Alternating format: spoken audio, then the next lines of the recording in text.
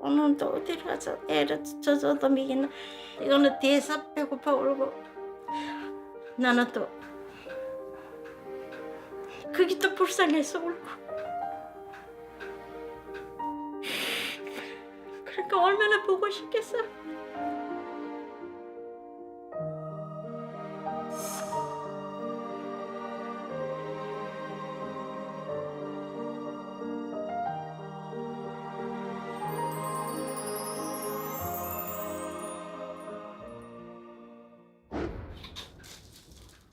올해로 91인 김송순 할머니. 정성스러운 손길로 상자에 옷을 차곡차곡 넣습니다. 어머니 지금 뭐 준비하고 계세요? 이북에 내 동생 있어요. 거기다 물건 좀 보내려고 준비하고 있어요. 동생분이 어디 계신데요? 한경남도 북천구 소쿠란데예요. 이남 삼녀 중 둘째로 태어난 할머니.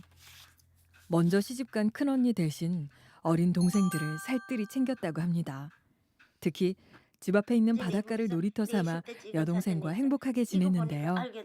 이렇게 돌아들면 거기 괴가 그럼 그거 잡아다가 집에 와서 또 그 엄마 보고 삶아달라 해서 그거 먹고 저녁에 노을질 때 그 바다에서 물이다 이만큼 발 잠그고 해 넘어가는 거 보면은 그게 어린 마음에 정말 시를 쓸 수 아는 사람 시가 저절로 나오게 그렇게 아름다워 해 넘어가는 해가.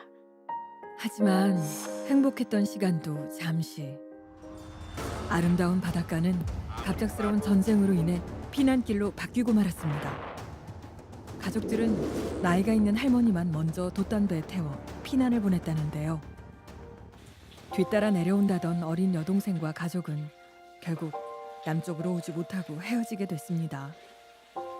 연고도 없는 남한에서 눈물나게 그리워했던 건 북에 남은 가족이었습니다.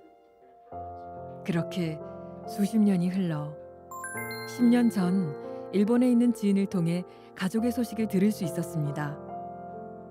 어느새 할머니가 돼 있는 사진 속 여동생. 할머니는 빠르게 흘러가 버린 시간이 야속하기만 합니다. 여기 여동생 이거는 중학교 때고 어린 여동생을 낳고 크게 아프셨다는 어머니. 할머니는 아픈 어머니 대신 막내 여동생을 딸처럼 애지중지 키웠다고 하는데요. 오늘 또 어디로 가서 애를 젖어도 미기는 이거 없고 너 집에 애기 낳은 집에 가서 그 애기 얻어 미기는 거예요. 자기네 미기고 나면 찌개가 없으면 또 못 주잖아. 그러면 애하고 둘이 또 이거는 뒤에서 배고파 울고. 할머니는 어린 시절 막내 여동생 생각만 하면 애틋한 마음에 항상 눈물이 흐릅니다. 나는 또 그게 또 불쌍해서 울고. 그러니까 얼마나 보고 싶겠어. 어린 여동생이 굶을 새라 하루에도 몇 번이고 젖동량을 다녔다는 할머니. 그렇게 마음을 쓰며 돌봤던 막내 여동생이었습니다. 전쟁으로 헤어진 후 어려운 형편 속에서도 꿋꿋하게 살아온 기특한 여동생. 하지만 동생이 보낸 편지를 볼 때면 할머니는 마음이 무거워집니다. 벌써 80이 넘은 여동생은 여기저기 몸이 아프다고 합니다. 북한에서 약을 구하기 힘들다는 편지에 할머니의 마음은 무너져 내리는데요. 기억해 보내지 내가 어떤 수를 썼으리도. 그래서 저 우리 오가에 단골집이 있어요. 약국집이. 그 약사 나보고 참 누님 대단한데. 할머니는 북한에서 힘겹게 사는 여동생을 위해 필요한 것이 있으면 무슨 수를 써서라도 보내주고 싶다는데요. 상자 한가득 물건을 채우는 김송순 할머니. 그 속에는 어렸을 때 함께 있어주지 못한 미안한 마음까지 담겨 있습니다. 오늘도 할머니는 아픈 다리를 이끌고 시장에 나왔는데요. 여기는요 엄청 물건 여러 가지 좋은 게 많거든요. 그래서 동생한테 물건 좀 보내려고 좀 구입해 볼까 하고 나왔어요. 5,000원. 70년 넘게 한 번도 만나보지 못한 동생의 얼굴을 떠올리며 할머니는 꼼꼼하게 옷을 고릅니다. 그런 언니의 마음을 알아준 걸까요? 한자 한자 정성스레 쓴 여동생의 편지에는 언니를 간절하게 그리워하는 동생의 마음이 가득합니다.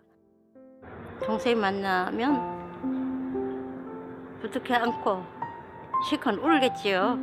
그리고 어릴 때 바닷가에 가서 놀던 정말 발 뻗고 그 물속에 들어가서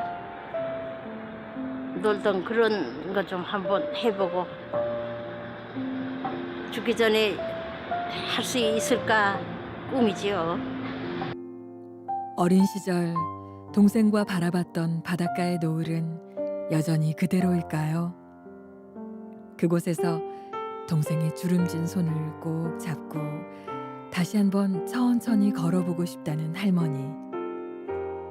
그런 꿈만 같은 하루를 할머니는 아직 기다리고 있습니다.